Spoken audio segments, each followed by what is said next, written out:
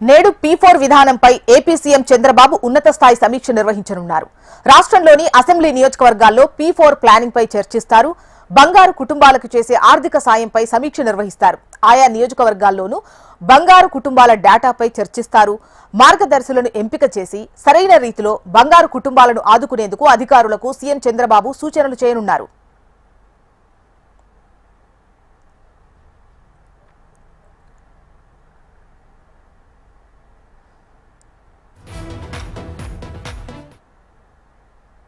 Right, ఇవాళ P4 విధానంపై AP CM Chandrababu ఉన్నత స్థాయి సమీక్ష నిర్వహించనున్నారు. డీటెయిల్స్ మనకు అమరావతి బ్యూరో నుంచి హరికిషన్ వివరాలు అందిస్తారు. హరికిషన్, చెప్పండి, ఇవాళ P4 విధానానికి సంబంధించి ఉన్నత స్థాయి సమీక్ష ఉన్నట్టుగా తెలుస్తోంది. ముఖ్యంగా ఈ బంగారు కుటుంబాలకు సంబంధించి సాయం చేసే వాళ్ళు ఎవరైతే ఉంటారో వాళ్ళని ఎంపిక చేసి ఏ విధంగా చేయాలి ఏంటి అని, అదేవిధంగా నియోజకవర్గాల వారీగా బంగారు కుటుంబాల డేటా కూడా ఆల్రెడీ సేకరించినట్టుగా తెలుస్తోంది. దీనిపై మీ దగ్గర ఉన్నటువంటి డీటెయిల్స్ ఏంటి?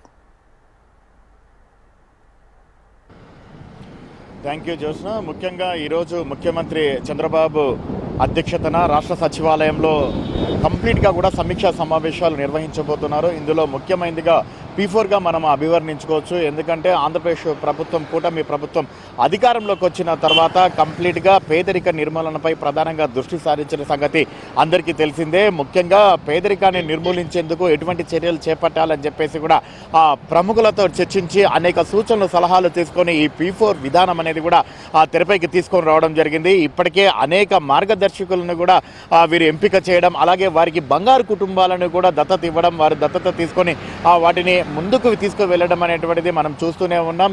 ఈ నేపథ్యంలోనే రీసెంట్గా ముఖ్యమంత్రి విజయవాడ ఓ ప్రైవేటు హోటల్లో మార్గదర్శకులు ఎవరైతే బంగారు కుటుంబాలను దత్తత తీసుకునేందుకు సిద్ధమయ్యారో వారితో కూడా ప్రత్యేకంగా ఒక ఇంటరాక్షన్ కూడా నిర్వహించడం జరిగింది. ప్రభుత్వ విధానానికి సంబంధించి స్పష్టంగా వారిని వివరించడం జరిగింది. విజన్ 2047 స్వర్ణాంధ్రకు సంబంధించి ఏ రకంగా ప్రభుత్వం ముందుకు పోతుంది, పేదరికాన్ని నిర్మూలించేందుకు ఎటువంటి చర్యలు తీసుకొని పోతున్నాం, ముఖ్యంగా ఆంధ్రప్రదేశ్ అభివృద్ధి పైన ఎటువంటి అడుగులు వేస్తోంది, అలాగే పరిశ్రమలకు సంబంధించి ఏ రకంగా ముందుకు వస్తున్నాయి, పెట్టుబడులు ఏ రకంగా వస్తున్నాయి, వీటన్నిటిని మనము ముందుకు తీసుకువెళ్తున్నటువంటి సమయంలో అలాగే పేదరిక నిర్మూలన కూడా ప్రతి ఒక్కరూ తమ బాధ్యతగా ముందుకు రావాలని చెప్పేసి కూడా ఆయన సూచించినటువంటి నేపథ్యంలో ఈ కార్యక్రమాన్ని మరింతగా ముందుకు తీసుకుని వెళ్లే విధంగా మార్గదర్శకులందరినీ కూడా ఆయన కోరడం, తీసుకువెళ్లాలని చెప్పేసి కూడా మార్గదర్శకులను అందరినీ కూడా ఆయన కోరడం జరిగింది. ఈ నేపథ్యంలోనే చాలా వరకు కూడా ఇటు కంపెనీలకు సంబంధించినటువంటి చైర్మన్లు అయితేనేమి, అలాగే సీఈఓలు అయితేనేమి, ఎవరికి సంబంధించి వారు ఆ బంగారు కుటుంబాలను దత్తత తీసుకొని వారికి వీలైనంత వరకు సౌకర్యాల కల్పనే ధ్యేయంగా, వారి పేదరిక నిర్మూలనే ధ్యేయంగా ముందుకు వెళ్లేందుకు తామంతా కూడా సిద్ధంగా ఉన్నామన్నటువంటి భరోసానైతే ముఖ్యమంత్రికి అందించారు.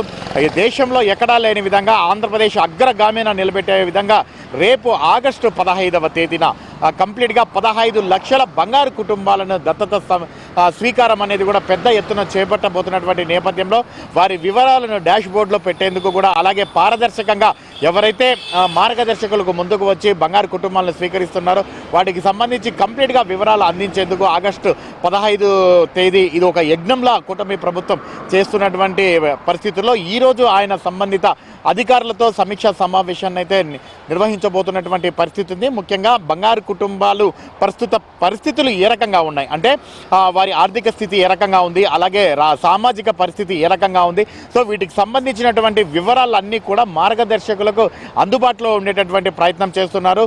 వారికి ఎంతమంది పిల్లలు ఉన్నారు, వారి చదువుల విశేషాలు ఏంటి, వారు ఏ రకంగా చదువుతున్నారు, ఎక్కడ చదువుతున్నారు, వారికి కావాల్సినటువంటి అవసరాలు ఏంటి, ఇవన్నీ కూడా కంప్లీట్గా డాష్ బోర్డులో పెట్టి మార్గదర్శకులు ఎవరైతే ముందుకు వచ్చి ఆ బంగారు కుటుంబాలను స్వీకరించేటటువంటి ప్రయత్నం చేయాలని చెప్పేసి కూడా సూచిస్తున్నటువంటి నేపథ్యంలో ఆగస్టు 15వ తేదీన సుమారుగా 15 లక్షల బంగారు కుటుంబాలను మార్గదర్శకులు దత్తత తీసుకోబోతున్నటువంటి నేపథ్యంలో ఈరోజు నిర్వహించబోతున్నటువంటి P4 స్వర్ణాంధ్ర 2047 అనేది కూడా ప్రాధాన్యత సంతరించుకుంది. P4ఏ కాకుండా ఈరోజు మరీ ముఖ్యంగా స్త్రీ శక్తి పథకం ఆగస్టు 15 నుంచి కూడా ప్రారంభం కాబోతోంది. దగ్గర సంస్థకు 1942 కోట్ల రూపాయలు ఏడాదికి భారం పడుతున్నటువంటి నేపథ్యంలో నెలకు 162 కోట్ల రూపాయలు భారం పడుతుంది. అయినప్పటికీ కూడా 1.4 అంటే 1.4 కోట్ల మంది మహిళలకు లబ్ధి చేకూరుతున్నటువంటి పరిస్థితుల్లో ఈ పథకాన్ని ఏ రకంగా ముందుకు తీసుకొని పోతున్నాం, అలాగే అమలైన తర్వాత ఎటువంటి సమస్యలు ఎదురయ్యేటటువంటి అవకాశం ఉంది, దాన్ని ఏ రకంగా సరిదిద్దుకోవాలా అన్న దానిపైన కూడా సంబంధిత అధికారులతో సమీక్షా సమావేశం అయితే ముఖ్యమంత్రి నిర్వహించబోతున్నారు. అనంతరం సిఆర్డీఏకి సంబంధించినటువంటి అధికారులతో కూడా ఆయన సమీక్షా సమావేశం నిర్వహించబోతున్నటువంటి పరిస్థితి ఉంది. క్యాపిటల్ రీజనల్ డెవలప్మెంట్ అథారిటీకి సంబంధించి సపరేట్గా ఒక భవనం అయితే నిర్మించబోతోంది. అతి కొద్ది రోజుల్లో ఈ భవనం కంప్లీట్ అయిపోతుంది. సిఆర్డీఏ ఆఫీస్ ఇక్కడి నుంచి ప్రారంభం కాబోతున్నటువంటి నేపథ్యంలో ప్రస్తుతం అభివృద్ధికి సంబంధించి ఏ రకంగా అడుగులు ముందుకు పడుతున్నాయి అన్న దానిపైన కూడా సంబంధిత అధికారులతో ముఖ్యమంత్రి సమీక్షా సమావేశం అయితే నిర్వహించబోతున్నటువంటి పరిస్థితి అయితే ఉంది. జోష్ రైట్ హరికిషన్.